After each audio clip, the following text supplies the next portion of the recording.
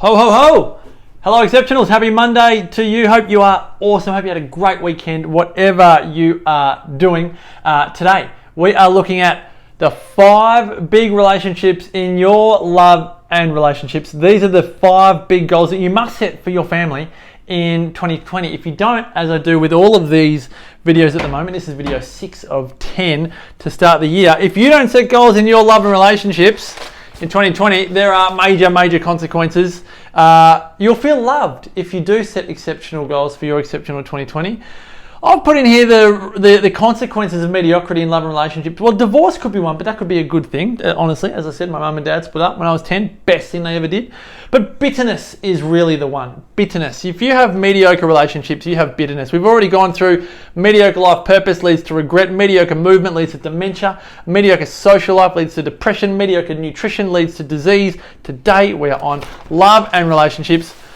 And there are 5. Let's go through the 5. Let's just kick into this. Well, you know what I'll do? I'll do it one at a time. First relationship, and I'm not going to spend too much time on this because honestly, for most people that are watching my videos, your grandparents aren't here anymore. I know my grandparents aren't here anymore, but there is a very important role that grandparents play. Very important.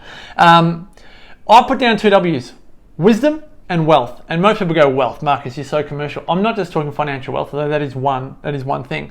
But wisdom is something that really, in traditional cultures, as you know, I love my longevity cultures, the elders are esteemed. They are respected beyond more than anything else in a community. And so if your grandparents are still here, in 2020, I want you to make a goal to cherish your grandparents.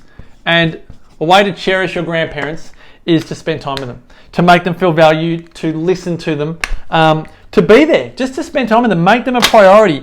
Look, if you don't, there is regret attached to losing your grandparents. Did you learn enough from them? Did you learn enough about their life? Did you ask them the right questions?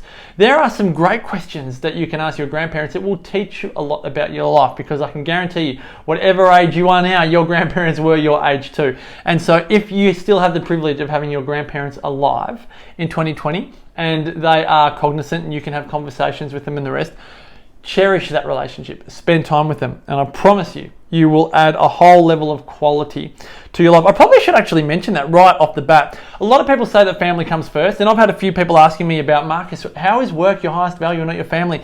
Let's be really clear here. It's brutal and it's unpopular, but family does not come first. For most people, particularly if your highest value is your work, family comes first, in a crisis. Okay, family comes first, in a crisis. But particularly if you're my Sarah, family comes first. Your whole life is dedicated to family. But I want you, if you are working and if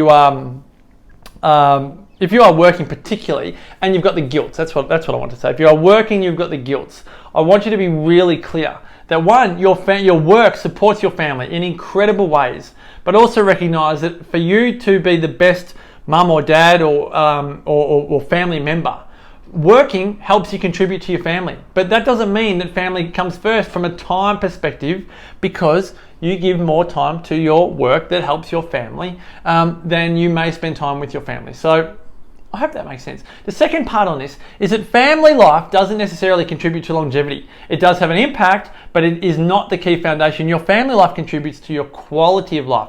Birthdays are fun, Christmas days are fun, family gatherings are fun. But I know so many people that have lost their entire family, Holocaust survivors being one of them, and they have lived to 100, 110, 111, and they don't have the same level of family as we do. So I can't buy into the fact that family is all about longevity. It is not.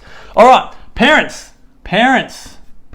Now your parents, doesn't this open a Pandora's box? One thing I want you to do in 2020, if you think you can muster it, is to love your parents.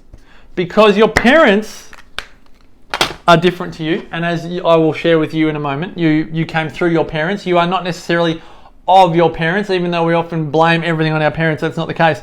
I want to give you it's a study from Harvard. I just want to share this with you and then kind of leave parents there because I've only got 15 minutes to do this. But this for me is something that is far too profound to ignore.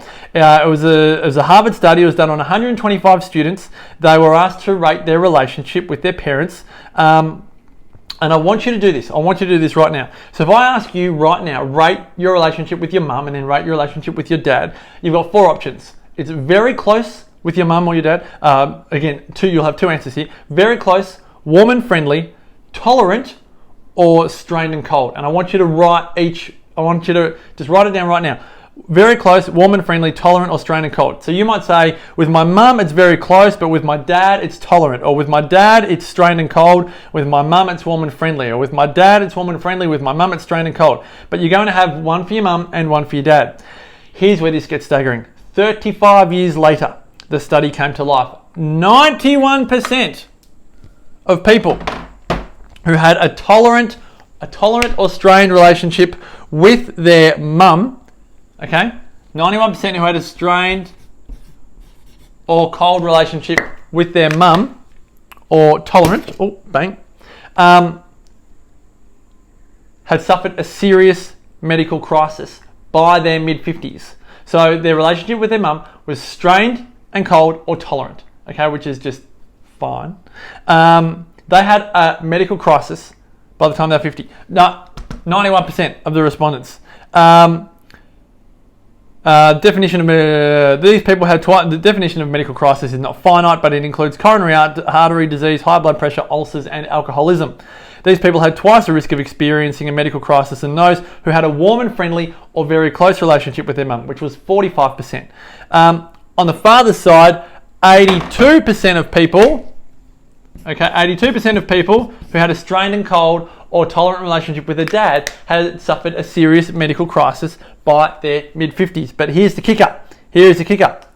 Incredibly, 100% of the people who had a tolerant or strained and cold relationship with both parents had suffered a serious medical crisis by their mid-50s. This, for me, is massive. There is a huge link, as this Harvard study demonstrates, between the relationship with your parents and your physical health. And so a goal for 2020 is to, 1, assess your parents' relationships that you have with them, which you've just done, you've answered that. But then cultivate a goal to love them for who they are. Not what they've done to you, not how they've treated you, not what they have or haven't said or anything else, but to love them for who they are. And I recommend, as I say all the time, I think Dr. John Demartini does some fabulous work on this.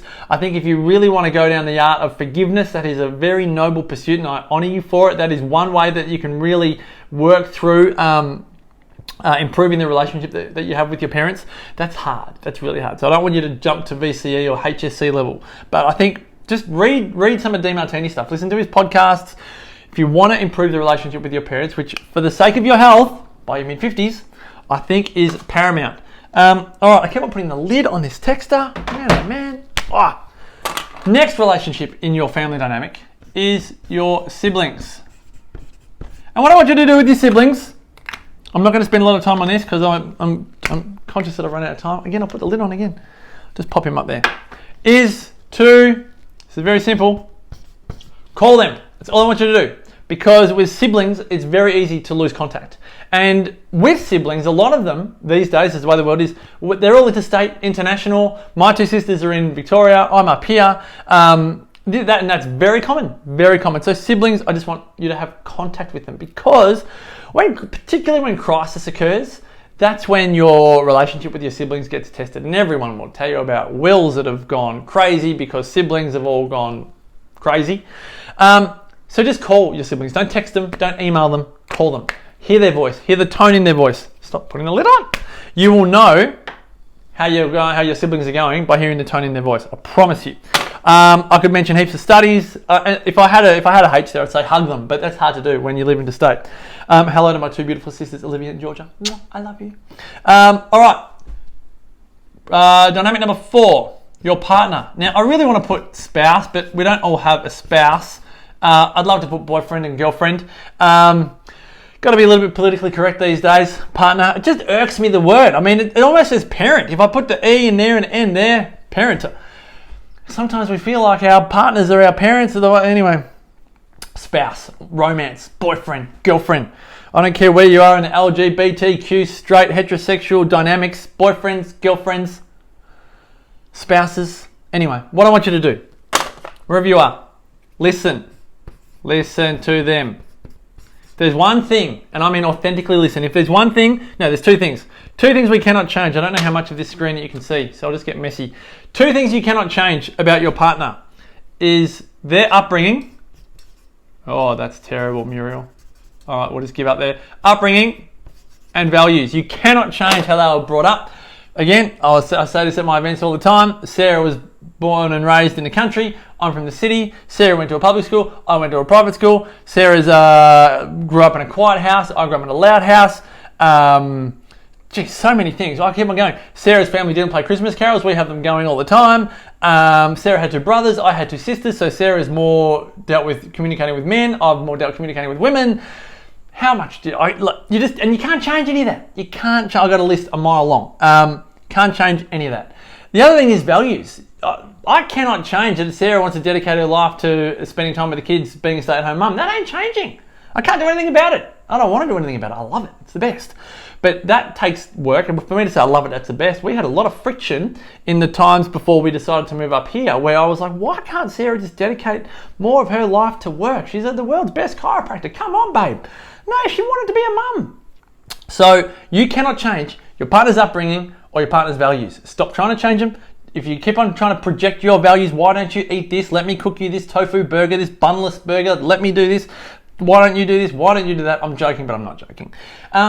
They ain't changing. So the job is to love them for who they are, not what they value, not how they were brought up. It's all different, okay? But it's two of the most immovable things you'll probably ever encounter in your family, and I encourage you to honor and love them for who they are.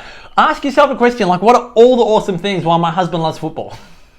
What are all the awesome things why my wife loves spending time at home with the kids? What are all the awesome things why my partner wants to work 80 hours a week? Like, how is that awesome?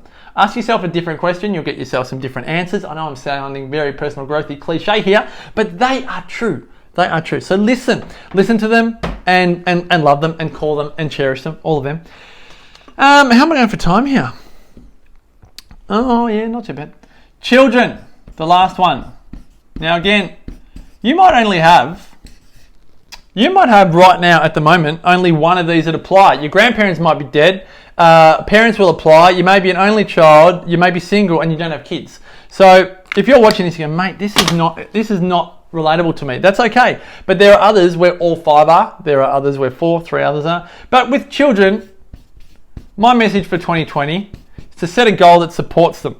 I'm going to read to you a passage from one of the great books, Khalil Gibran, The Prophet, great book. Just a little read. I thought to myself when I was scanning it, I haven't marked it. And then I was like, oh no, I have marked it. I've destroyed the book. But for me, that's adding my artwork to it. I'm going to read you this, leave you with this, and then, oh gosh, where'd the page go?